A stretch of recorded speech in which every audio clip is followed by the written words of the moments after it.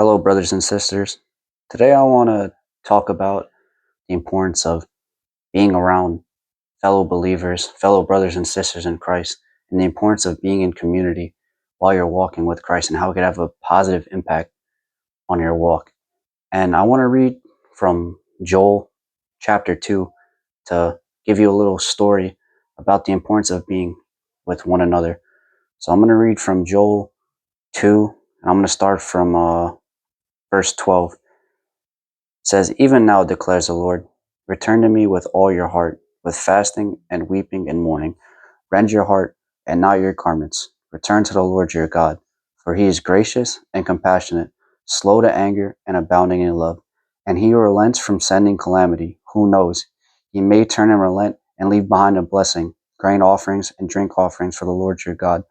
Blow the trumpet in Zion, declare a holy fast, call a sacred assembly, gather the people, consecrate the assembly, bring together the elders, gather the children, those nursing at the breast. Let the bridegroom leave his room, and the bride her chamber. Let the priests who minister before the Lord weep between the porticio and the altar. Let them say, spare your people, Lord. Do not make your inheritance an object of scorn, a byword among the nations. Why should they say among the peoples, where is their God? Then the Lord was jealous for his people and took pity on the people." And I want to highlight this little excerpt in Joel because in the first chapter of Joel, God talks about how he wants to punish the Israelites. He is angry at them because the Israelites have been sinful. They have turned from God and they have just constantly choosing to do the wrong thing instead of turning to him. And he says that he is angry and fed up with them and he's going out to punish them. But he tells them that if they come together as a community, if they come together in prayer and show their sorrow and show their remorse for what they did, God will uphold his punishment. And instead of the Israelites being punished, they end up being blessed. And later in the chapter 2 of Joel, God even promises to reward them. In Joel chapter 2, verse 28, it says, "And afterward I will pour out my spirit on all people. Your sons and daughters will prophesy. Your old men will dream dreams. Your young men will see visions. Even on my servants, both men and women, I will pour out my spirit in those days. I will show wonders in the heavens and on earth, blood and fire and billows of smoke." So the Israelites were at a point where God was so fed up with them that he was willing to destroy them and hurt them and punish them for what they did. But after they came to God remorsefully and showed that they were sorry for what they did, God went from being so angry at them that he was happy with them and he rewarded them because they were so concerned and upset about what they did.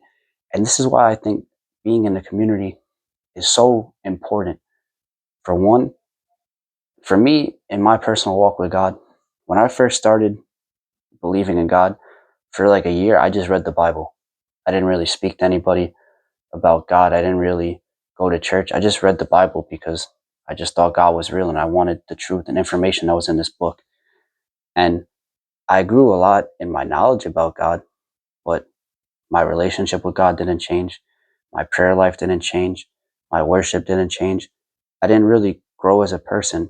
It wasn't until I found a community of people that I grew in all those areas. I was around people that were loving and caring, and it changed me. It made me realize that if I'm going to be a follower of Christ, I have to be a loving and caring person, and I have to go out and do these things and have new habits and a new way of life to show that I am with Christ. When I was around these people, I learned that some of the songs, some of the shows I was watching, they were promoting violence and drugs and sleeping around and being promiscuous. Like, I can't be watching stuff like that and filling my mind with things like that. If I'm going to walk with God, I have to constantly be surrounding myself with God and people of God to grow in God. And that's the importance of community. It helps you grow as a person.